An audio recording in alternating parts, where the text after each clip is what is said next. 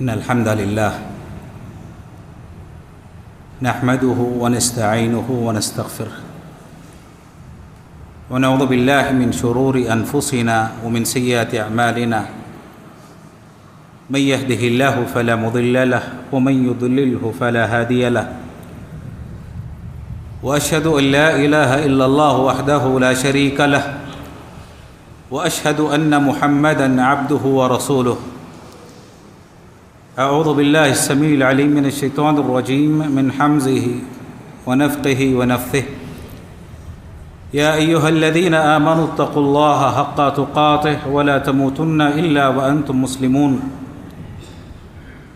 يا أيها الناس اتقوا ربكم الذي خلقكم من نفس واحدة وخلق منها زوجها وبث منهما رجالا كثيرا ونساء واتقوا الله الذي تساءلون به والأرحام إن الله كان عليكم رقيبا يا أيها الذين آمنوا اتقوا الله وقولوا قولا سديدا يا أيها الذين آمنوا اتقوا الله وقولوا قولا سديدا يصلح لكم أعمالكم ويغفر لكم ذنوبكم ومن يطع الله ورسوله فقد فاز فوزا عظيما أما بعد فإن خير الحديث كتاب الله وخير الهدي هدي محمد صلى الله عليه وسلم وشر الأمور محدثاتها وكل محدثة بدعة وكل بدعة ضلالة وكل ضلالة في النار أعوذ بالله السميع العليم من الشيطان الرجيم واتقوا فتنة لا تصيبن الذين ظلموا منكم خاصة واعلموا أن الله شديد العقاب۔ ہر قسم کی حمد و ثنا، تعریف، بزرگی اور بڑائی رب العالمین کے لیے، درود اور سلام نازل ہو ہم سب کے نبی محمد رسول اللہ صلی اللہ علیہ وسلم کی ذات مقدسہ اور مبارکہ پر، صلوات ربی وسلامہ وبرکاتہ علیہ۔ برادران اسلام، اس دنیا میں اللہ تعالیٰ کی ایک سنت ہے کہ اللہ تعالیٰ نے انسانوں کو بنانے کے بعد، ان کو پیدا کرنے کے بعد، اللہ تعالیٰ نے یوں ہی انہیں نہیں چھوڑا، بلکہ اللہ تعالیٰ نے ان کو اپنے امتحان میں، ابتلا، آزمائش اور فتنوں میں مبتلا کرتا ہے، یہ جاننے کے لیے کہ کون اپنے دین میں، ایمان میں سچا ہے اور کون اپنے دین اور ایمان میں جھوٹا ہے۔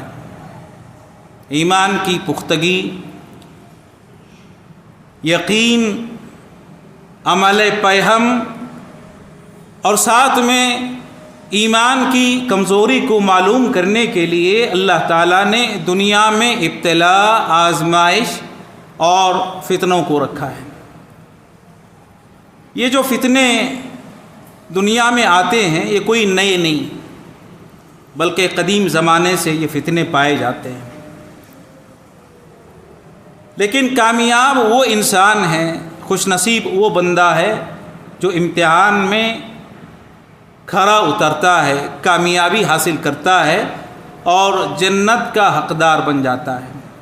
ورنہ بہت سارے ایسے بھی ہیں کہ فتنے میں مبتلا ہونے کے بعد اپنے دین کو، اپنے ایمان کو اور اسلام تک کو ترک کر دیتے ہیں، چھوڑ دیتے ہیں، محض دنیا حاصل کرنے کے لیے، دنیا کے چند سکوں کے لیے، اور بہت سارے امور ہیں، اغراض ہیں جنہیں پانے کے لیے بسا اوقات انسان اپنے دین کو، اپنے ایمان کو ترک کر دیتا ہے۔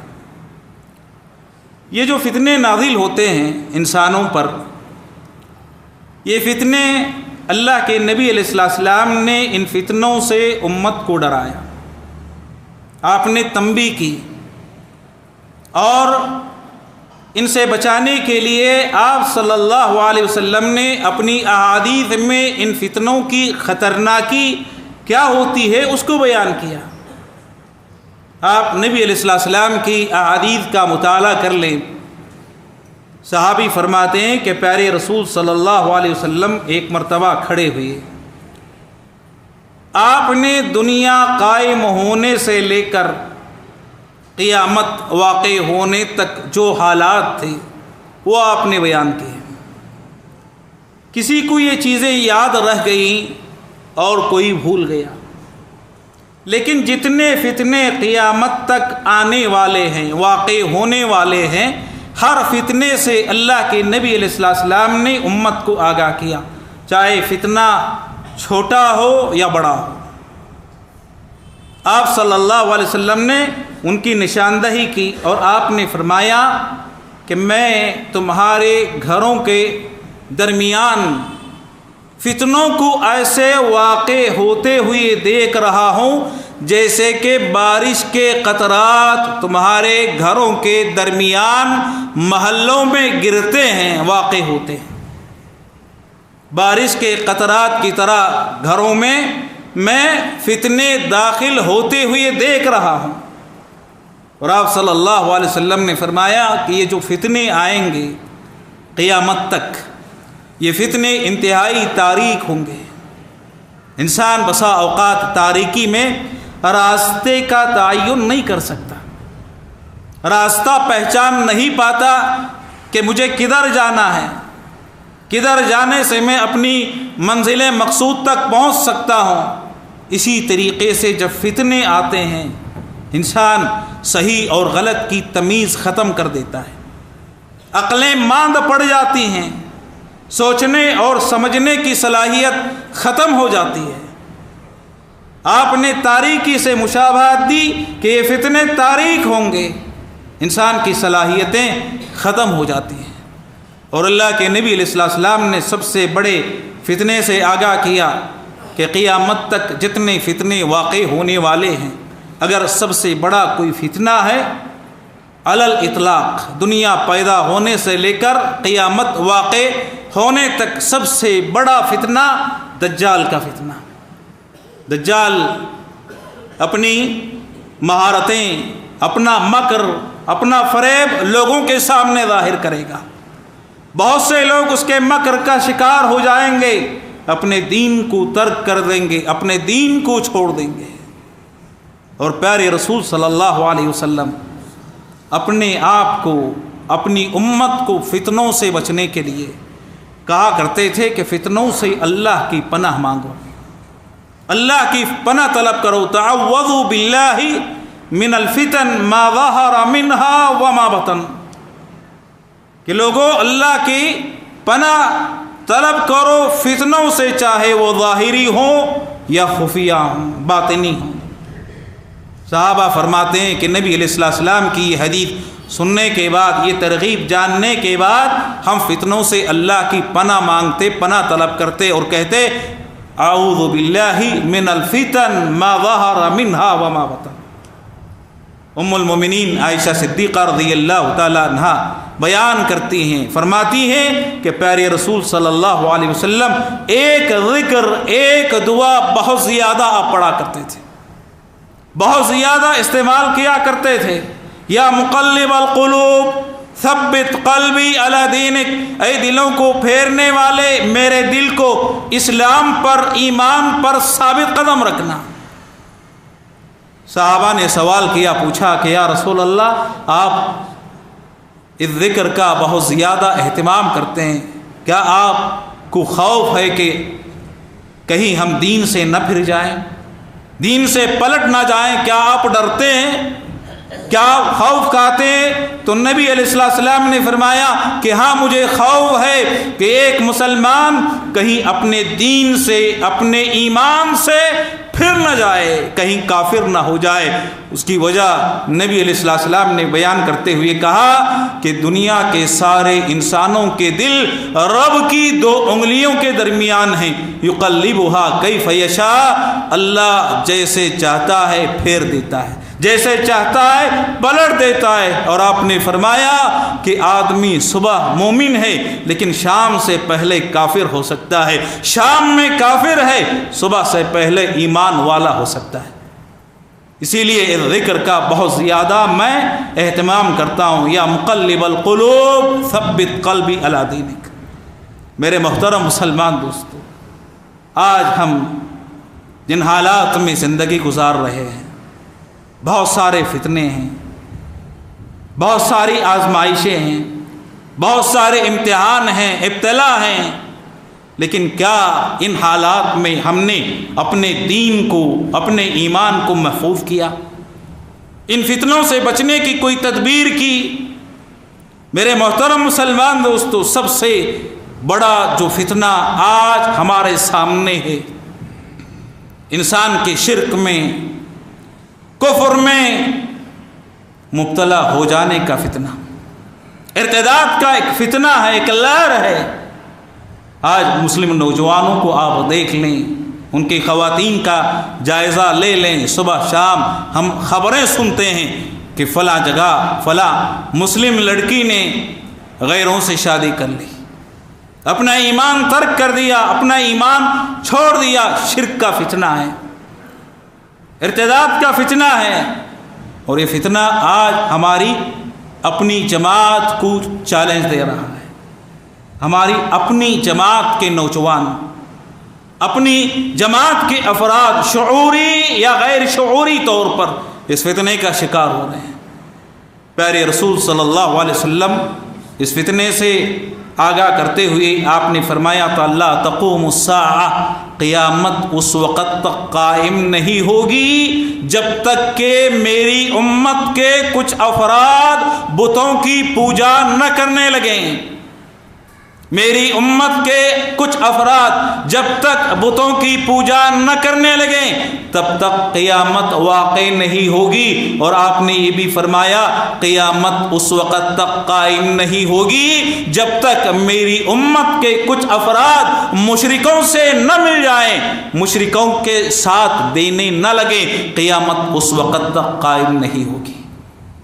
اور آپ صلی اللہ علیہ وسلم نے فرمایا کہ قیامت کے قریب قبیلہ دوس کی عورتوں کو میں بتوں کے پاس آتے جاتے ہوئے دیکھ رہا ہوں، مشاہدہ کر رہا ہوں کہ جب تک قبیلہ دوس کی عورتیں بتوں کے پاس آنے جانے نہ لگیں، طواف کرنے نہ لگیں، تب تک قیامت واقع نہیں ہوگی۔ پیارے رسول صلی اللہ علیہ وسلم نے شرک سے بچنے کی ترغیب دی، تنبیہ کی، آپ نے سمجھایا اور عقیدے کی حفاظت کرنے کی ترغیب دی۔ میرے محترم مسلمان دوستو، آج سب سے بڑا فتنہ ہمارے اپنے لیے بحیثیت مسلمان شرک کا فتنہ، کفر کا فتنہ، ارتداد کا فتنہ۔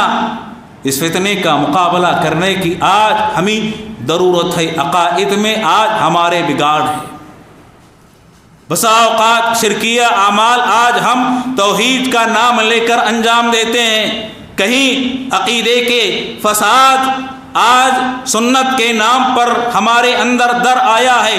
ضرورت اس بات کی ہے کہ ہم توحید اور سنت کو جانیں، پہچانیں اور اپنے آپ کو شرک سے بچانے کی کوشش کریں۔ میرے محترم مسلمان دوستو، یہ فتنہ بہت بڑا فتنہ ہے، خاص طور سے دوستی انسان کو تباہ کر دیتی ہے۔ اغیار کے ساتھ ملنا، ان کے ساتھ بیٹھنا، ان کی عیدوں میں شرکت کرنا اور دوستی کے نام پر بسا اوقات مزارات کی طرف جانا، ان کی زیارت کرنا، طواف کرنا، اور پتہ نہیں کتنے ایسے فتنے ہیں جو آج ہم میں لاشعوری طور پر داخل ہو رہے ہیں۔ اور آپ نے دیکھا ہوگا کہ بہت سارے مسلمان بیماریوں کے نام پر، رقیے کے نام پر ایسے اعمال کا ارتکاب کرتے ہیں۔ وہ سمجھتے ہیں کہ یہ بیماری اگر مجھے دور کرنی ہے تو فلاں راقی کے پاس میں چلا جاؤں، فلاں عامل کا میں رخ کر لوں، فلاں عامل اگر رقیہ کر لے تو بیماری سے مجھے شفا مل جائے گی۔ شفا کس کے ہاتھ میں؟ رب العالمین کے ہاتھ میں۔ یہ محض قرآن مجید کی تاخیر ہے کہ اگر کوئی مسلمان صدق دل کے ساتھ ایمان اور یقین کے ساتھ پڑھتا ہے تو اللہ تعالیٰ شفا عطا کرتا ہے، شفا دے دیتا ہے۔ لیکن آج یہ چیزیں ہمارے اپنے اندر چلی آئی ہیں کہ ہم نے سمجھ لیا ہے کہ اگر فلاں عامل رقیہ کرے تبھی شفا ملے گی، فلاں عالم کے پاس میں چلا جاؤں رقیہ کرا لو اور اپنی مصیبت سے میں چھٹکارا حاصل کر لوں۔ گویا کہ عقیدے کا فساد اور بگاڑ ہمارے اپنے اندر پہنچ گیا ہے۔ میرے محترم مسلمان دوستو، عقیدے کی حفاظت کرنی بہت ضروری ہے، توحید کی حفاظت کرنے کی آج بہت ضروری ہے۔ اور یاد رکھیں، عقیدے کی درستگی کے بغیر اعمال قبول نہیں ہوتے۔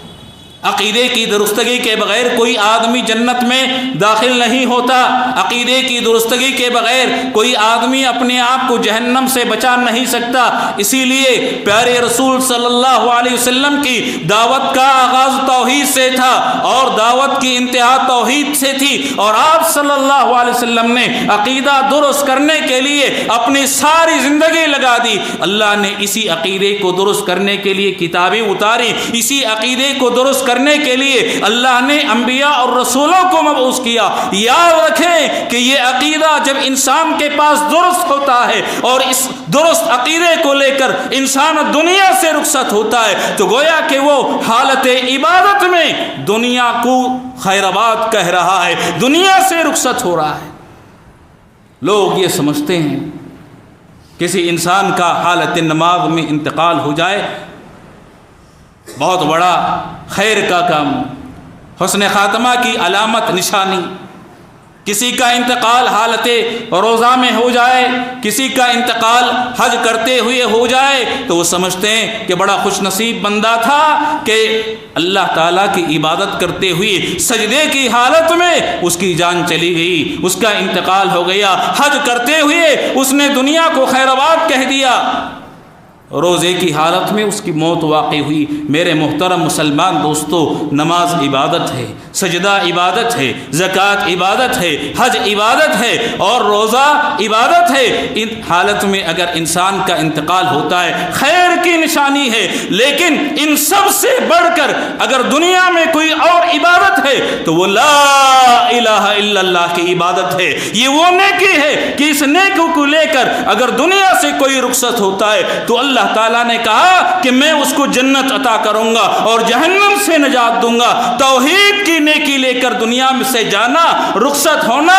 یہ حسن خاتمہ کی علامت ہے، نشانی ہے۔ یہ نماز سے بڑھ کر ہے، روزے سے بڑھ کر ہے، حج سے بڑھ کر ہے۔ ان حالت میں اگر کسی آدمی کا انتقال ہوتا ہے تو اس سے بڑھ کر حسن خاتمہ کی علامت یہ ہے کہ کسی بندے کا انتقال اس حالت میں ہو کہ اس کا عقیدہ، اس کا ایمان، اس کا اسلام اس کے ساتھ صحیح سالم باقی رہے۔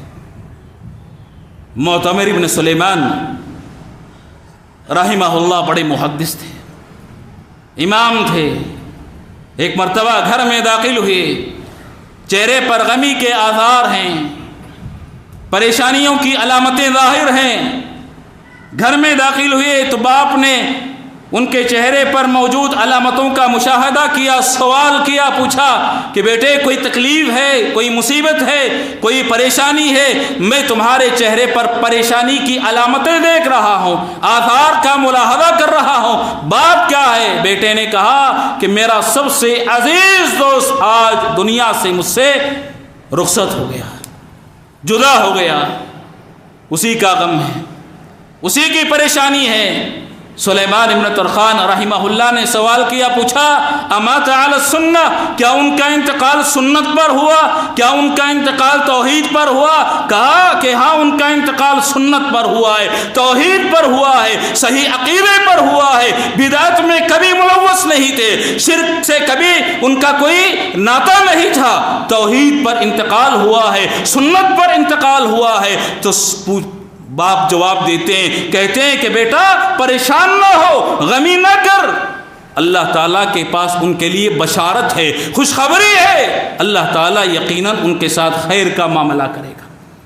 جو آدمی توحید کی نیکی لے کر جاتا ہے اللہ ساری برائیاں دھو دیتے ہیں، ختم کر دیتے ہیں۔ یہ وہ نیکی ہے جس کی اہمیت کو آج ہمیں سمجھنے، اس کی حفاظت کرنے، اس کی طرف لوگوں کو بلانے اور اس کے لیے اپنی زندگیوں کو وقف کرنے کی ضرورت ہے۔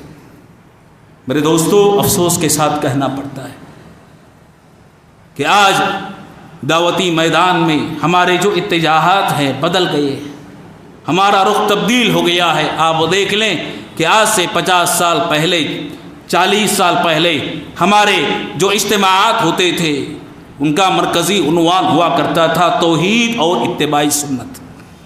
یہ ہماری دعوت تھی، اسی سے ہماری دعوت کا آغاز ہوتا ہے اور اسی پر ہماری دعوت کا اختتام ہوتا ہے، اسی پر ختم ہوتی ہے۔ لیکن آج ہمارے اجتماعات کا آپ جائزہ لے لیں، توحید اور اتباع سنت کے عناوین غائب ہیں۔ ہماری زندگی سے توحید کی دعوت کی جو اہمیت تھی وہ ختم ہو چکی ہے، یہ مانگ پڑ چکی ہے۔ ضرورت اس بات کی ہے کہ ہم سمجھے نبی علیہ السلام نے اپنی دعوت کا آغاز اسی توحید سے کیا تھا اور دنیا سے جاتے ہوئے آپ صلی اللہ علیہ وسلم کے آخری جو کلمات تھے لعنت اللہ علی الیہود والنصارى اتخذوا قبور انبیائہم مساجد، کہ اللہ کی لعنت ہو یہودی اور عیسائیوں پر کہ انہوں نے انبیاء کی قبروں کو سجدگاہ بنا لیا۔ یہی توحید ہے جس کی طرف اللہ کے نبی علیہ السلام ساری زندگی لوگوں کو بلاتے رہے، جوڑنے کی کوشش کرتے رہے۔ میرے محترم مسلمان دوستو، ہمارے اندر دوسرا جو سب سے بڑا فتنہ ہے اور جو چیلنج بنا ہوا ہے ہمارے لیے، وہ اختلاف کا فتنہ، انتشار کا فتنہ۔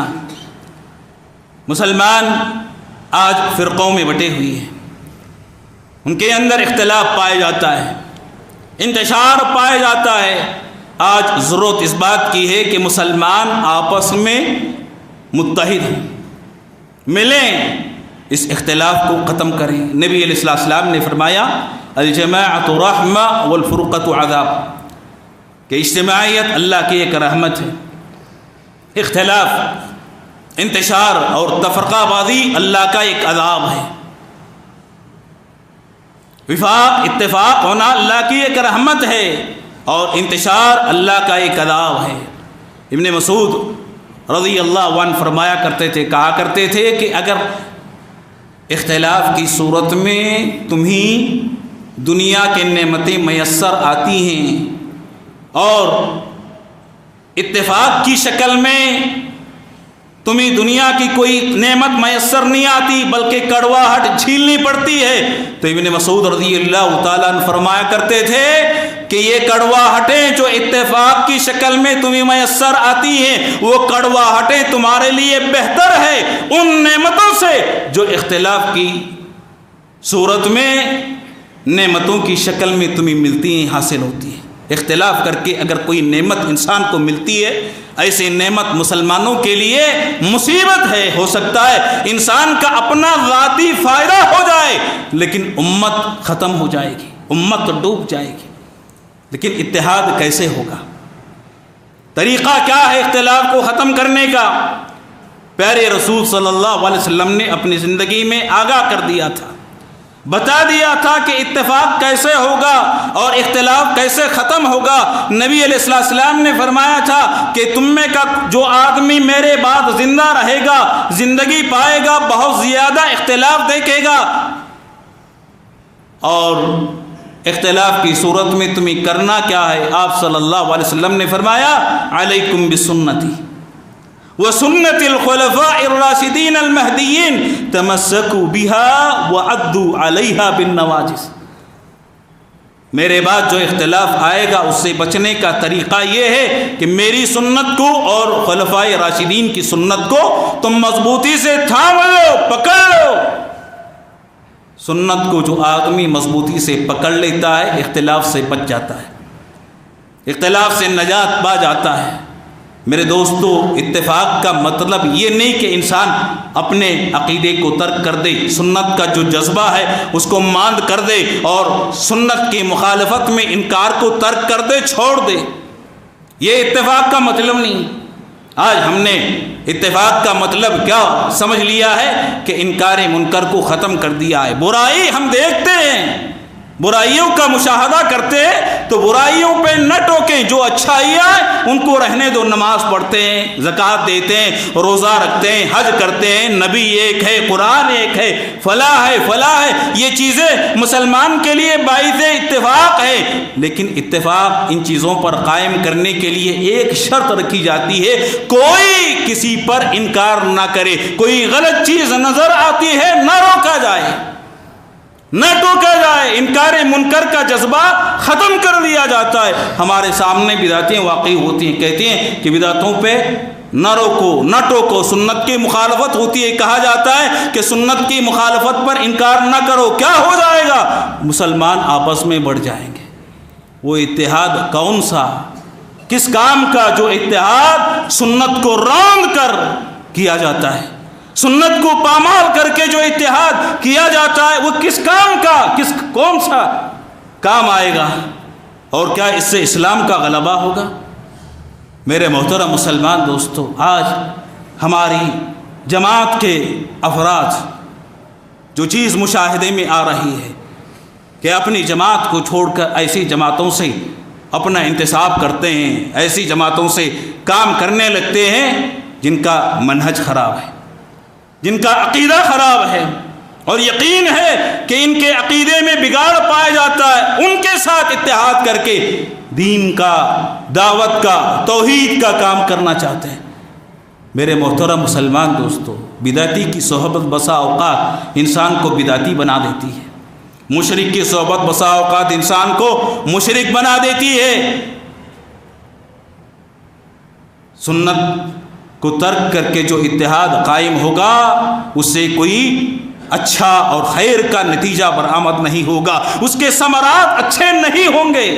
اسی لیے صحابہ اور تابعین کو دیکھ لیں کہ بدعتی آتا ہے ایک راستے سے، وہ راستہ چھوڑ دیتے تھے، کہیں اس کے ساتھ نہ بیٹھنا پڑے، اس کی بات سننی نہ پڑے، اس کی شکل نہ دیکھنی پڑے۔ میرے دوستو، بدعتوں پر اتنا انکار، اتنی شدت اور سنت کا اتنا جذبہ، معمولی سنت ہے۔ ایک اور نعرہ آج ہمارے اندر پایا جاتا ہے کہ یہ جو فروعی چیزیں ہیں ان کو ترک کر دو۔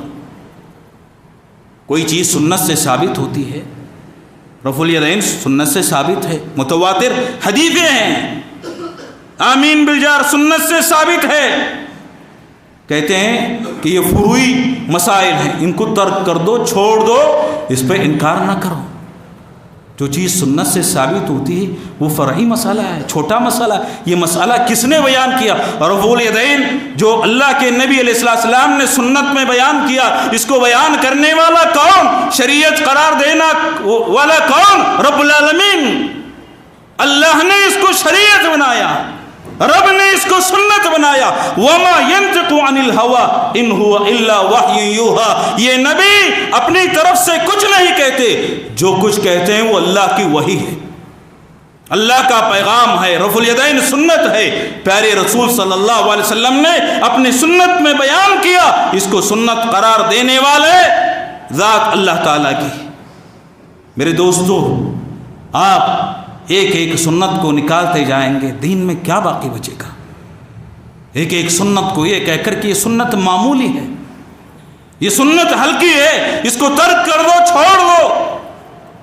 صحابہ کو آپ دیکھ لیں، سنت کی مخالفت پر کتنا شدید انکار کیا کرتے تھے۔ ابن عمر رضی اللہ تعالی عنہما نے پیارے رسول صلی اللہ علیہ وسلم کی حدیث بیان کی، لا تمنعوا اماء اللہ مساجد اللہ، اللہ کے کوئی بندی مسجد میں آنے کے لیے اجازت مانگتی ہے، اس کو اجازت دو، نہ روکو، منع نہ کرو۔ بلال کہتے ہیں ان کے بیٹے عبداللہ ابن عمر رضی اللہ تعالیٰ عنہما کے بیٹے فرزند کہ ہم روکیں گے، فتنہ بہت زیادہ پھیل گیا ہے، عورتیں معمون نہیں، اسی لیے ہم ان کو منع کریں گے، روکیں گے۔ عبداللہ ابن عمر رضی اللہ تعالی عنہما نے اپنے ہاتھ سے زور سے ان کے سینے پر مارا، اس کے بعد ان سے بات چیت کو ترک کر دیا، چھوڑ دیا، کلام کرنا ترک کر دیا۔ تصور کر سکتے ہیں عبداللہ ابن عمر رضی اللہ تعالیٰ عنہما ایک باپ ان کے بیٹے جب سنت پر اعتراض کرتے ہیں، زور سے مارنے کے بعد بات چیت کو ترک کر دیا، چھوڑ دیا. یہ سنت کے خلاف صحابہ کا انکار تھا. جو بھی سنت کے خلاف بولتا ہے، کوئی کرتا ہے، صحابہ شدت کے ساتھ انکار کیا کرتے تھے. آج ہم اپنے سامنے سنت کی مخالفتیں دیکھتے ہیں اور خاموشی اختیار کر لیتے ہیں اور اپنی صحبت کو، اپنی ملازمت کو، اپنی رفاقت کو برقرار رکھتے ہیں، سمجھتے ہیں کہ ہم نے بہت بڑا خیر کا کام کر لیا ہے. میرے دوستو، یہ خیر نہیں، یہ شر ہے. نبی علیہ السلام نے فرمایا تو کوئی منکر تمہیں دکھائی دیتا ہے، طاقت ہے تو اپنے ہاتھ سے روکو. ہاتھ سے روکنے کی طاقت نہیں تو زبان سے روکو. زبان سے روکنے کی طاقت نہیں تو دل میں کم سے کم برا جانو. یہ ایمان کا سب سے کمزور درجہ ہے. بدعتی کے ساتھ بیٹھتے بیٹھتے کہیں ایسا تو نہیں کہ ہمارے ایمان سے، ہمارے دلوں سے ایمان کا جو سب سے آخری کم ترین درجہ ہے وہ بھی نکل گیا ہو. ہم اس کو منکر ہی تصور نہیں کرتے، منکر ہی نہیں سمجھتے. اگر ایسی بات ہے تو ہمارے اپنے ایمان کا جائزہ لینے کی ضرورت ہے، دیکھنے کی ضرورت ہے. اور یہ بات بھی یاد رکھ لیں، یہ جو جماعتیں کام کرتی ہیں ان کا منہج واضح نہیں، غیر واضح منہج. اور ہمارا اپنا منہج بالکل واضح، کتاب و سنت کا منہج ہے. توحید اور سنت کی یہاں تعلیم ہے. شرک اور بدعت سے یہاں انسان کو روکا جاتا ہے، کیونکہ اسی پر اسلام کی بنیاد ہے، اسی پر اعمال کی قبولیت کا دار و مدار ہے. تو یہ ہمارا منہج بالکل واضح ہے. اور یہ بات بھی یاد رکھیں کہ بہت سی جماعتیں جو آج میدان میں کام کرتی ہیں، ظاہر کچھ ہوتا ہے، اندر کچھ ہوتا ہے. اور کہا جاتا ہے کہ اندر کی چیزیں باہر نہ لائی جائیں، بیان نہ کی جائیں. میرے دوستو، اسلام میں کوئی ایسی چیز نہیں جو ظاہر نہ کی جائے، عوام الناس کے سامنے نہ لائی جائے. بلکہ عمر ابن عبدالعزیز رحمہ اللہ فرمایا کرتے تھے، اذا رأیت الناس یتناجون فیما بینہم دون العامہ فاعلم انہم علی تأسیس ضلالہ. اگر تم کچھ لوگوں کو دیکھتے ہو اکٹھے ہوتے ہیں، جمع ہوتے ہیں، جمع ہونے کے بعد چھپے انداز میں اپنے مابین کوئی چیز طے کرتے ہیں اور ان چیزوں کو لوگوں کے سامنے ظاہر کرنے میں ہچکچاہٹ محسوس کرتے ہیں اور منع کیا جاتا ہے کہ یہ چیزیں لوگوں کے سامنے نہ لائی جائیں، بیان نہ کی جائیں، ظاہر نہ کی جائیں. عمر ابن عبدالعزیز رحمہ اللہ نے فرمایا کہ اگر کوئی ایسی جماعت کو تم دیکھتے ہو، پاتے ہو، فعلم، تو تم کو جان لینا چاہیے کہ گمراہی کی بنیاد کے لیے، ضلالت کے دروازوں کو کھولنے کے لیے وہ آپس میں اکٹھا ہوئی ہے. یہیں سے ضلالت کا آغاز ہوتا ہے، کیونکہ شریعت میں کوئی ظاہر، شریعت میں کوئی باطن، یا شریعت میں علانیہ، شریعت میں مخفی کوئی چیز نہیں. شریعت کی ساری چیزیں ظاہر ہیں، واضح ہیں. اور یہاں یہ بات بھی میں بتا دینا چاہتا ہوں کہ بعض نوجوانوں کی حرکتوں سے آج پورے اسلام کو نقصان پہنچ رہا ہے. میرے دوستو، کتاب و سنت کی جو تعلیم ہے اس کا جو آغاز ہوتا ہے وہ سیاست سے نہیں ہوتا ہے، حکومت سے نہیں ہوتا ہے، کرسیوں سے نہیں ہوتا ہے، عہدوں سے نہیں ہوتا ہے. اس کا جو آغاز ہے انسان کی اصلاح سے ہوتا ہے، تعلیم سے ہوتا ہے، اس کی تربیت سے ہوتا ہے. اللہ تعالیٰ نے نبی علیہ السلام کو مبعوث کیا تو اللہ نے یہ مکلف نہیں کیا کہ کرسیوں کو بدل دیا جائے، حکومت کے خلاف نعرے لگائی جائیں، سیاست سے جوڑا جائے، بلکہ اللہ تعالیٰ نے مبعوث کیا، مقصد واضح بیان کیا، هو الذی بعث فی الامیین منہم رسولا، کہ اللہ تعالیٰ نے امیوں میں، ان پڑھوں میں، امی تھے، پڑھنا لکھنا نہیں جانتے تھے، ان میں ایک رسول بھیجا. مقصد کیا تھا بھیجنے کا؟ اللہ تعالیٰ نے فرمایا یعلمہم الکتاب والحکمہ، کتاب اور حکمت کی یہ رسول تمہیں تعلیم دیتا ہے. تعلیم اور تعلم سکھاتا ہے، تعلیم دیتا ہے، سکھاتا ہے. وَيُزَكِّيهِمْ، اور ان کا تزکیہ کرتا ہے، قرآن کی آیتوں کی تلاوت کرتا ہے، قرآن کی آیتیں پڑھنا، پڑھانا، سیکھنا، سکھانا اور کتاب اور حکمت کی تعلیم دینا، ان کی تدریس کا اہتمام کرنا اور انسان کے نفوس کا تزکیہ کرنا، یہ نبی علیہ السلام کا مشن تھا۔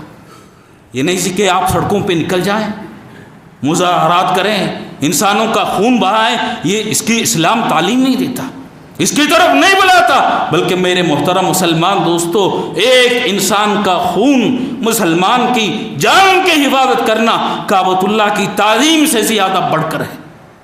اگر آپ کی وجہ سے اسلام کو نقصان پہنچتا ہے، کسی کی جان و مال کو نقصان پہنچتا ہے، تو آپ اپنا جائزہ لے لیں، کہیں آپ کا منہج، کہیں آپ کا طریقہ غلط تو نہیں ہے، آپ غلط راستے پر تو نہیں جا رہے ہیں، کیونکہ اسلام کی وجہ سے، اس کی تعلیمات کی وجہ سے، اس کی دعوت کی وجہ سے کسی انسان کی جان نہیں جاتی، کسی کا ناحق خون نہیں بہتا، کسی کے مال کو ہڑپ نہیں کیا جاتا، کسی کا گھر برباد نہیں ہوتا۔ اس کی تعلیم آسان ہے اور یہ تعلیم ہر انسان کے لیے ہے، اور جو آدمی اس کو اختیار کر لیتا ہے وہ امن میں آ جاتا ہے، سلامتی میں آ جاتا ہے۔ اسلام میں امن ہے، اسلام میں سلامتی ہے، اور جو اس راستے کو چھوڑ دیتا ہے، بسا اوقات اس کے چھوڑنے پر انسان بہت سارے جانی اور مالی اور گھریلو اجتماعی مشکلات کا شکار ہو جاتا ہے۔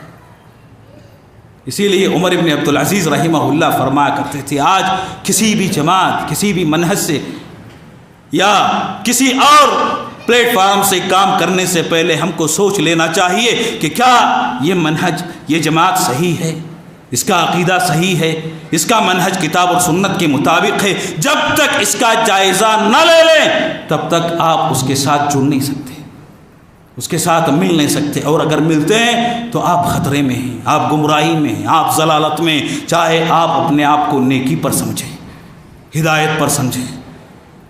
میرے محترم مسلمان دوستو، فتنے بہت ہیں جو اللہ کے نبی علیہ السلام نے بیان کیے۔ عہدے کا فتنہ، مال کا فتنہ، عورتوں کا فتنہ۔ آج مسلمانوں کی حالت کا آپ جائزہ لے لیں کہ مال کے فتنے میں مسلمانوں کو ایسے تباہ کر دیا ہے، ایسے برباد کر دیا۔ آپ نے دیکھا ہوگا کچھ عرصوں میں مسلمانوں میں پتہ نہیں حلال انویسٹ کے نام سے کتنی کمپنیاں بنی، کتنے گھر تباہ ہوئے، کتنے گھر برباد ہوئے اسلام کا نام لے کر۔ آپ کاروبار کرتے ہیں، آپ کیجیے، اسلام تجارت کو جائز قرار دیتا ہے، حلال قرار دیتا ہے، لیکن آپ اپنے کاروبار کو چمکانے کے لیے اسلام کا نام دیں اور اسلام کی تعلیمات کا آپ استحصال کریں، جبکہ آپ کا کاروبار کوئی واضح نہیں، اور انسان ایسے مال لگاتے جا رہے تھے، ایسے مال لگاتے جا رہے تھے نفع کی امید میں کہ سارے مسلمان یا اکثر مسلمان اندھے ہو چکے تھے۔ اسلام اس کی تعلیم نہیں دیتا ہے۔ کسی سے بھی آپ سوال کر لیں، نوجوان سے پوچھ لیں کہ گھر بیٹھے 5,000 6,000 آ جائیں گے، کھا لیں گے، اطمینان سے زندگی کٹے گی۔ میرے دوستو، آپ کا وجود کس کے لیے ہے؟ آپ دنیا میں کیوں آئے ہیں؟ کہ گھر بیٹھ کر کھانے کے لیے یا محنت کرنے کے لیے؟ اللہ تعالیٰ نے قرآن مجید میں فرمایا کہ فَإِذَا قُضِيَتِ الصَّلَاةُ فَانْتَشِرُوا فِي الْأَرْضِ وَابْتَغُوا مِنْ فَضْلِ اللَّهِ۔ جمعہ کے دن جب ندا سنتے ہو تو آ جاؤ، فَاسْعَوْا إِلَىٰ ذِكْرِ اللَّهِ، اللہ کے ذکر کے لیے دوڑ پڑو، اور جب نماز ختم ہو جاتی ہے تو تمہیں کیا کرنا ہے؟ مسجد سے نکلنا ہے، زمین میں پھیلنا ہے، اللہ کے فضل کو، اللہ کے رزق کو تلاش کرنا ہے، کوشش کرنا ہے، محنت کرنا ہے۔ جو آدمی محنت سے جو چراتا ہے وہ میرے دوستو صحیح اسلام کا نمائندہ نہیں بن سکتا، صحیح مسلمان نہیں ہو سکتا۔ آج مال کے فتنے نے مسلمانوں کو اندھا کر دیا ہے۔ ہم کو پتہ نہیں کہ آیا یہ کمپنیاں حلال ہیں کہ حرام ہیں، جائز ہیں کہ ناجائز ہیں، صحیح ہیں غلط ہیں، ہمیں تو مال سے مطلب ہے جو مال آتا ہے۔ نبی علیہ السلام نے اپنی ایک حدیث میں فرمایا تھا کہ 2 بھیڑیے بھوکے اگر بکریوں کے کسی ریوڑ میں چھوڑ دیے جائیں ترک کر دیے جائیں تو دو بھوکے بھیڑیے بکری کے ریوڑ کو جتنا نقصان پہنچائیں گے اس سے زیادہ انسان دو خواہشیں، دو تمنائیں، دو رغبتیں انسان کو پہنچاتی ہیں۔ کون سی دو رغبتیں؟ عہدوں کی لالچ، کرسی کی طلب اور مال کے حرص، مال کی طمع، مال کا لالچ۔ یہ دو چیزیں انسان کو تباہ کر دیتی ہیں، بسا اوقات اس کے عقیدے کو بگاڑ دیتی ہیں۔ اور مال کا فتنہ سب سے بڑا فتنہ ہے، عہدے کا فتنہ سب سے بڑا فتنہ ہے۔ آج یہ کرسی، یہ عہدے، یہ اختلاف اتنا زیادہ ہو جائے کہ آپ کہیں بھی چلے جائیں سوال کر لیں، حالات کیا ہے کہ ہر مسجد میں اختلاف، ہر جماعت میں اختلاف، گروہ بندیاں، ایک دوسرے کے تابع ہو کر کام نہیں کرنا چاہتا، دین کی دعوت نہیں کرنا چاہتا۔ کیوں مجھے کرسی ملے گی تو میں کام کروں گا، دوسروں کی ماتحتی میں کام کرنے کا میرا کوئی جذبہ نہیں۔ آپ کا کام کرنا رب کے لیے ہے کہ اپنی ذات کے لیے؟ کرسی کے لیے ہے، مال کے لیے ہے؟ اور اگر آپ کا دین کی دعوت کا کام کرنا مال کے لیے ہے، کرسی کے لیے ہے، تو دنیا کے سب سے بد نصیب انسان وہ ہے جو دین کو دنیا کے لیے استعمال کرتا ہے۔ دین کو دنیا کے لیے استعمال کرنے والا، دین کے نام پر کرسی حاصل کرنے والا، دین کے نام پر دولت حاصل کرنے والا ناجائز طریقے سے سب سے بدترین انسان ہے۔ میرے دوستو، یہ جو اعمال ہیں یہ ہمارے پاس بہت تھوڑے ہیں، ان کی حفاظت کیجیے، ریاکاری سے بچائیے، ان اعمال کو دنیا کے لیے استعمال نہ کیجیے، جو خیر کے کام ہیں اس کو باقی رکھیے تاکہ قیامت کے دن ذخیرہ آخرت بن سکے، نیکیوں میں شامل کی جا سکیں۔ اللہ کے نبی علیہ السلام نے اور بہت سارے فتنوں کی طرف اشارہ کیا تھا۔ ضرورت اس بات کی ہے کہ موجودہ دور کے فتنوں کو ہم سمجھیں، ان کا جائزہ لیں۔ اور ایک اور فتنہ جو بہت تیزی کے ساتھ ہمارے معاشرے میں سرایت کر جاتا ہے، دین کے معاملے میں ہر آئرہ غیرہ گفتگو کرتا ہے، بڑے بڑے معاملات میں ہر آدمی جس کے پاس زبان ہے وہ چاہتا ہے کہ دین کے معاملے میں گفتگو کرے۔ پیارے رسول صلی اللہ علیہ وسلم کی حدیث ہے کہ سیأتی علی الناس سنوات خداعات، لوگوں پر قیامت کے قریب مکر والے، دھوکے والے سال آئیں گے۔ سنوات خداعات، دھوکے والے، مکر والے۔ ان سالوں میں کیا ہوگا؟ اللہ کے نبی علیہ السلام نے فرمایا کہ جھوٹے کو سچا سمجھ لیا جائے گا، سچے کو جھوٹے کا خطاب دے دیا جائے گا، خائن کو امین سمجھا جائے گا، امانت دار کو خائن کا لقب دیا جائے گا۔ اور اس زمانے میں، ان سالوں میں رویبضہ گفتگو کریں گے، رویبضہ بات کریں گے۔ صحابہ نے سوال کیا، پوچھا کہ اللہ کے نبی یہ رویبضہ کون ہیں؟ تو آپ صلی اللہ علیہ وسلم نے فرمایا کہ الرجل التعاف ہے، بیکار آدمی جس کے پاس دین کا کوئی علم نہیں، جاہل آدمی، عام معاملات میں، بڑے بڑے معاملات میں اپنی رائے دیں گے، اپنی رائے کا اظہار کرنے لگیں گے۔ یہ مکر والے سال ہوں گے قیامت کے قریب۔ آج آپ دیکھ لیں، کوئی جاہل آتا ہے کچھ بھی بول کر چلتے بنتا ہے۔ کیا آپ جانتے ہیں کہ یہ جماعت جو حق والی جماعت ہے، جس کو اللہ کے نبی نے فرقہ ناجیہ قرار دیا، طائفہ منصورہ قرار دیا، اس جماعت کی آپ تاریخ اٹھا کر دیکھ لیں، کبھی کوئی جاہل نبی علیہ السلام کے منبر پر کھڑے ہو کر فتویٰ دیا ہو؟